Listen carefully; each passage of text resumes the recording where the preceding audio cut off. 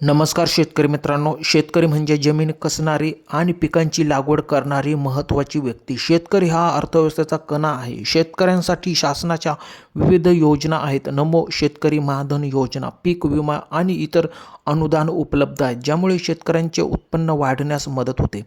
शेतकरी मित्रांनो, जो व्यक्ती स्वतःची जमीन कसतो तो शेतकरी. जो दुसऱ्याच्या जमिनीवर मशागत करतो आणि उत्पन्नाचा वाटा उचलतो तोही शेतकरीच असतो.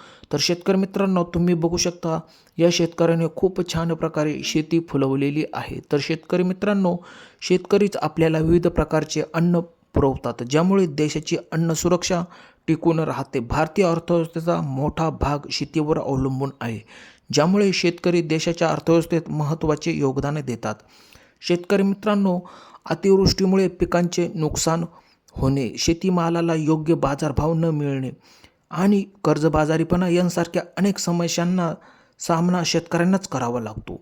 तर शेतकरी मित्रांनो, तुम्ही बघू शकता ही शेती खूप छान प्रकारे फुलवलेली आहे. तर शेतकरी मित्रांनो, दिलेली माहिती कशी वाटली? दिलेली माहिती आवडल्यास चॅनलला सबस्क्राईब करा. धन्यवाद.